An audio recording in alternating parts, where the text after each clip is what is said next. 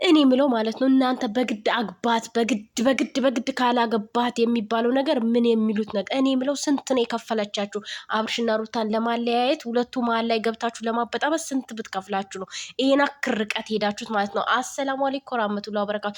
አብርሽ በነገራችን ላይ ትክክል መልሰሃል፣ ግን ትክክል ብትመልስ መጀመሪያ አንተ ራስህንም ብታስከብር ሚስትህንም ብታስከብር ይሄ ሁሉ ነገር አንተ ላይ አይመጣም፣ አንተ ላይ ሙከራ አያደርጉም ነበር። ገባ? ዛሬ ላይ ለትዳር የጠየቁ ነገር ማብራተኛት ማለቱ አይቀርም ማለት ነው። እሱ አፍራ ያንተን ልብ ለማየት ይቆጣል አይቆጣም የሚለውን ነገር ለማየት ከዛ በኋላ ምላሽህን ሲሰሙ ደግሞ ፕራንክ ነው። እንደዚህ አይነት ፕራንክ የለም በነገራችን። ትላንትና ስለ ፍቅር አቀረቡ፣ ዛሬ ደግሞ እንደዚህ አይነት ፕራንክ የለም በነገራችን ላይ። አቤላና ማነው ስሙ ማለት ነው በፍጹም ያንተና የሩታን ሰላም አይፈልጉም።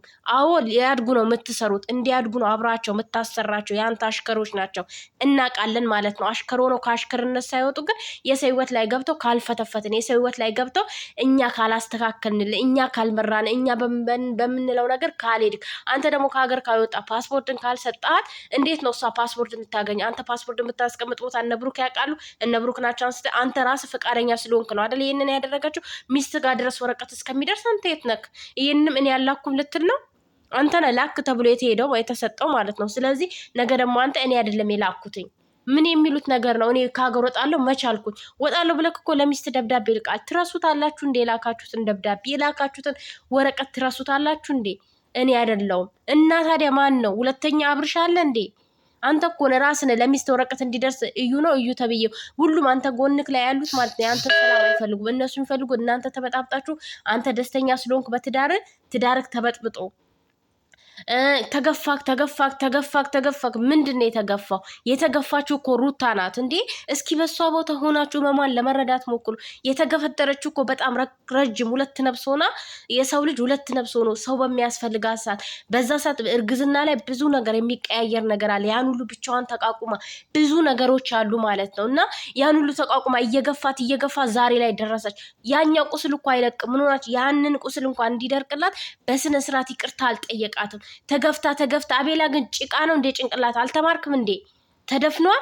እንዴት ነው የምታስበው አንተ? ማሰብ ያለብን መወገንም ያለብን ሁለቱን ነበረ። ለአብርሽ ብቻ ሆነ አብርሽ ተጎድቷል ብለ ማውራት የለብም። የተጎዳችሁ እንደዛ ካልክም የተጎዳችሁ ሩታ ናት። እንደውም ማናገሯ እራሱ ማለት ነው በጣም ጀግና ሴት ናት።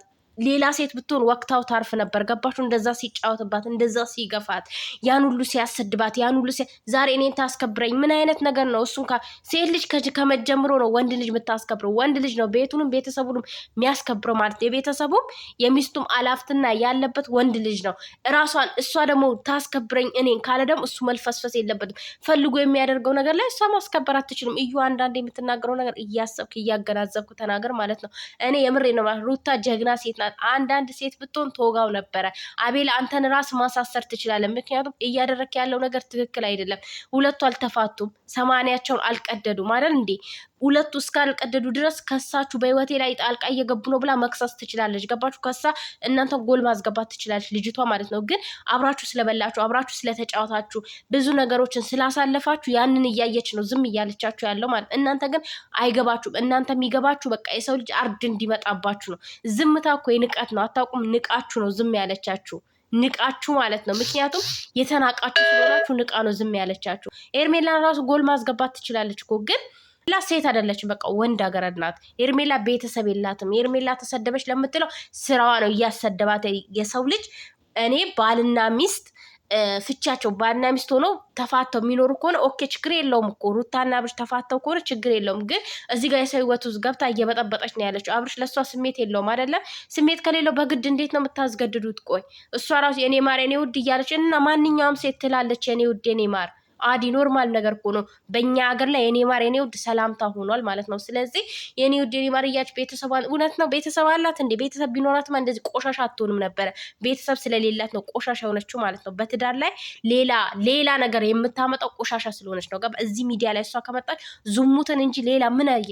ዝሙትና እያስተማረች ያለችው በትዳር ላይ ትዳር ትፈልጋለች ማለት ነው። ባለትዳር ወንድ የልጅ አባት ገና ልጁን በጣም ባልና ሚስትን አበጣብጣም የራሷ እንዴት ነው የሰው ልጅ የፈለገ ነገር ጥንቆላ የሚደረግበት መስተፋቀር የሚደረግበት ነው። ጊዜው ሲደርስ ይፈታል ማለት ነው። እና አብርሽ ደግሞ ሩታን ነው የሚወደው። ከዚህ በፊትም ተናግሯል። እኔ ከሩታ ተለይቼ ሌላ ህይወት የለኝም ብሏል። ስለዚህ አሁንም ደገመላችሁ ማለት ነው። ሌላ ሴት አልፈልግም፣ ሳላግባ መኖር እችላለሁ፣ የልጄም የቤተሰብ ባለሀብትና አለብኝ አላችሁ አይደል? ስለዚህ ልጁን ለምን አትፋቱትም? ለምንድን ነው በዚህ ልክ በዚህ ርቀት ሄዳችሁ ልጁን የምታሰቃዩት እንዴ?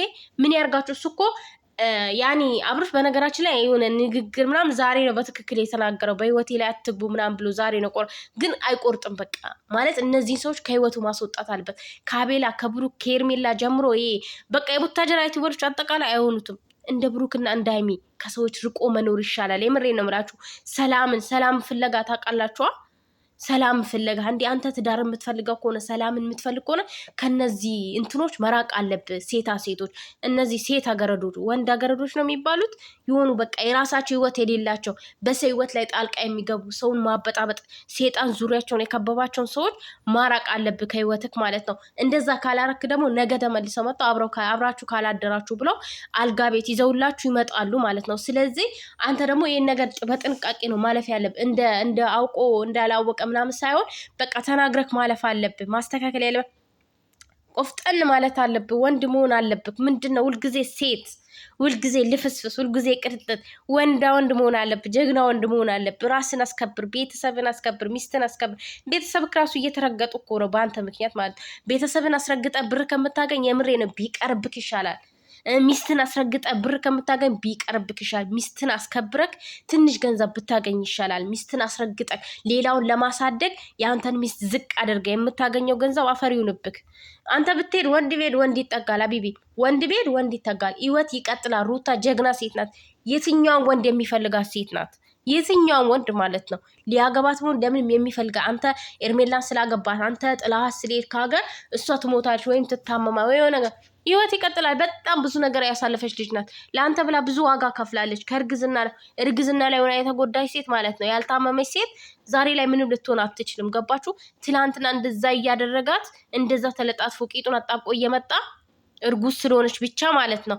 ዛሬ ላይ ደግሞ ትላንት ያላየው ልጁ ዛሬ ላይ ልጁ የሱ ለፋ ይኸውላችሁ መውለድ ማለት ነው። እበትም ትል ይወልዳል። ገባችሁ? ዋናው ላይ ማሳደግ ላይ ነው። ስነ ስርዓት ነገ ለልጅ ምንድነው የምታሳየው? ዝሙትን ይሄ ዝሙት የሰራ አንድ መልካም ስራ እኮ የለም። መልካም ስራ አንተ ልጅ ከተረገዘ ጀምሮ እናቱን ያሰቃያት ነገር እንጂ ሌላ መልካም ስራ ምንም የለም። ምንም የምታወራው የሚወራልክ ነገር የለም። ገባ? ግን አንተ ዛሬ ላይ ማስተካከል ነው ያለብህ። ልጁ ያድጋል፣ ቪዲዮን ያየዋል፣ ማስተካከል አለብክ ማለት ነውና እና ቤላ ከህይወታቸው ለምደማ በሰው ህይወት ላይ እየገባችሁ አንቺ እንዲህ ነው እሷ አትፈልግም፣ እሷ በጣም ነው የምታከብረው። እንደ ሩታ ፍቅር የሰጠ የለም፣ እንደ ሩታ ያከበረው የለም። ገባችሁ? እንደ ሩታ በዝምታ ገባችሁ? ስንት ነገር እየተደረገች በዝምታ ያለፈ ጀግና ሴት ናት። ገባ? ሩታን ዛሬ ላይ እንዲህ ልትናገራ የሰው ልጅ ናት። የሰው ልጅ ስህተት አይጠፋውም፣ ግን ስህተቷን ይዘ መናገር አትችልም። አንተ ከብት ማለት ነው።